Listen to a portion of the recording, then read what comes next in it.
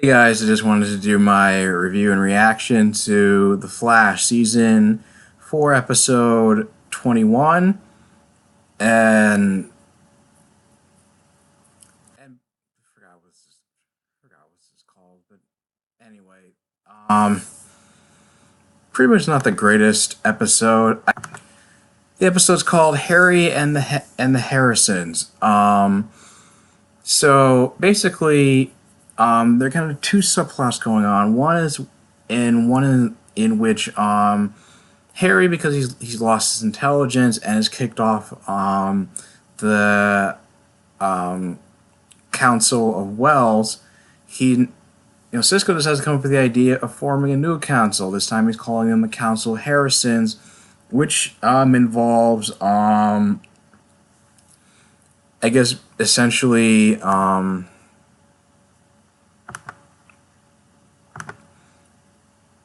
It has it's basically named Tom Cavanaugh taking on these different first he's impersonating the Hugh Hefner inspired Wells, then he's inspiring, I guess, like, I don't know, I don't know how you like I wouldn't know how to describe him. It's just like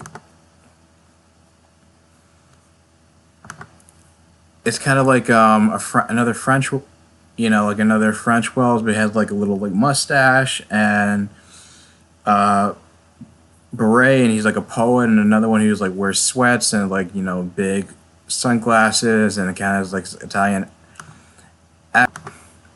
But I don't know. Personally, the novelty of Tom Cavanaugh playing like all these different roles, it just feels like, I don't know. It just kind of just feels like a retread. I don't know. It just kind of just feels like a retread of like 406, and it doesn't feel like it's funny this time. It just feels like it's just kind of a reminder of like just how goofy this season has been. And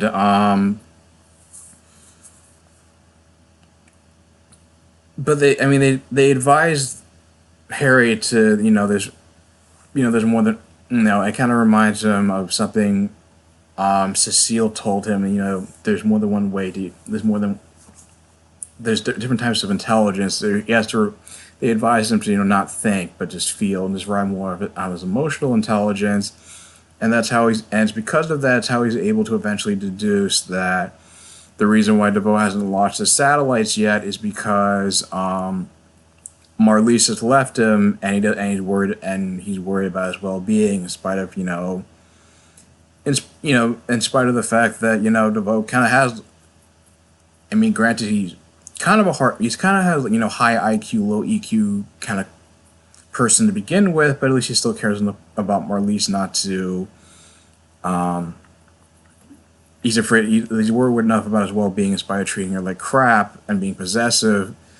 So, like I said, he's kind of like almost like evil. He's Sheldon Cooper to me. So, like, he has like some, he's not like completely like void of emotion, but he has some emotion and cares about her, even if that love for her has been basically been warped. Um, the main plot is basically because they haven't been able to find DeVoe. Caitlin suggests suggest she says that they should seek out Amunet Black, and because of the fact that her powers are immune to the technology manipulation powers that DeVoe acquired from Kilgore, and can be used to take can be used to like take down her powers can be used to take down the satellites.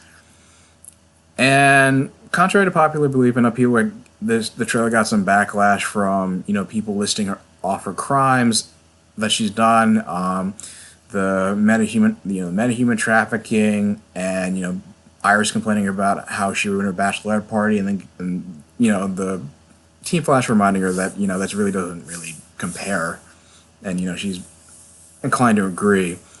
And they eventually seek her out, and basically it turns out she went underground. She kind of went underground because ever since the whole botched deal with Warden Wolf at Iron Heights prison, and now runs an underground gambling ring, and she kind of like, went by her, I guess, like civilian identity, which is like Leslie McJoy or something like that, and but eventually they eventually track her down, and even though her voice is annoying, and even though like her like accent is pretty annoying at times, I don't know, I just like I think, I kind of like Katie Sackhoff's like Amy in Black. She's not like the worst. She's not like the. I mean, I don't know. I just enjoy it. I mean, she's kind of it's Katie Sackhoff. I can't hate like having her around like even, and I kind of like the whole character of Amy in Black. The only thing I didn't buy was that the stuff about trying to like reach out to her like humanity, especially when they were trying to tell her, Caitlin saying like, I know there's some part of you that's still good, and try to convince her not to kill Norvok, who turns out, because ever since Aminet Black went underground, he essentially took over her operations, stood her whole stash of alloy that she uses to manipulate, as well as some kind of splicer that Caitlin said was Amulet gave to her to help her control Killer Frost, but then it turns out that Amulet Black reveals the whole thing was a placebo, and it didn't really have any kind of effect on her. That it was just Caitlin's all willpower that kind of gets created this whole like Jekyll and Hyde persona. But then it's like the weird thing is that all of a sudden it's like Barry is not only giving Iris credit for Iris said like gave her something about a speech about Barry being a beacon of hope for people in Central City. Now she has to put more faith in people, especially Iris, who wants to publish an article about DeVoe and his plans to and his enlightenment. Barry's against it for. They don't even really explain like why he's like so against shielding people. It just seems like it's not a good idea. Let's just keep it more low key.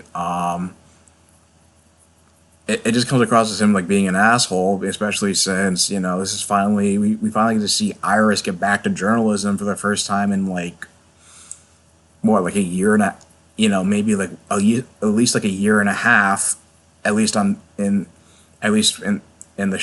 for the show, and and now he's basically just not letting her do the job that her passion, the job that we want to see her, everybody wants to see her doing. So but then the weird thing is that he gives her credit for convincing him to look for the humanity in like Amulet Black, even though that was more like Caitlin's idea, for the fact that she's somebody who can be like reasoned with and reached out to. So that was weird. And apparently Norvok had his power where it's like, apparently they had to like make him more of a threat, where it's just kind of like, it's like it sort of made him more of a threat because that whole like tongue that came out of his eye socket now like spews venom that immobilized Barry. But it was sort of like they kind of had to nerf Barry just to sort of be, or at least have him like caught off guard to be like temporarily immobilized by the venom before he like phased out of his body. And it seems like, because Joe's apparently the worst cop ever, because like you would think he would bring some like metahuman cups with him. Like they not only let like Norvok get away, but they let Amulet Black get away with all like her metal, and although she leaves like kind of like some shards into like the kind of like spear like weapon to use against to take out DeVoe, even though I feel like he's launching multiple satellites. I don't know how they're going to be able to use it without her around, and how they're going to be able to manipulate it and like throw the shards at it and bring it down. But at least like we got to see Barry as being kind of an idiot, and considering, because once she published her article online, and now it's like everybody I guess like responded to the article, and now it's like posting on like blogs and forums, or like saying that they spotted DeVoe out in public, and he basically makes it harder for them to hide from. It makes it harder for DeVoe to hide from them. I mean, it was nice that Caitlyn realized that she had to rely on her own brains, and I don't know. This episode was just really just crappy, and I don't know what they were trying to go for, and it's just kind of a mess. And at this point, I'm just kind of waiting for this season to be over, and just hopefully just to get some this show needs some fucking overhauls by season 5, because this has just been disappointing, and I feel like the show's really gradually improving, with episodes 19, 20, and then kind of took a dip in quality with 21. 22 we have Diggle coming back. Cisco and Caitlyn hopefully being more in the thick of the action, and I have no idea what's going to be happening in episode 23 other than time travel. We finally get confirmation about the mystery girl being Barry and Iris's daughter, and to who the season 5 villain is supposed to be. But other than that, I'd probably have to give this episode a 4 or 5, and this wasn't very good at all. I mean, I don't know how else to put it, but I don't know. Maybe you guys felt differently. How do you guys feel about it? Leave your thoughts in the comments down below. If you like this episode, share, and subscribe, and I'll talk to you guys soon. Take care.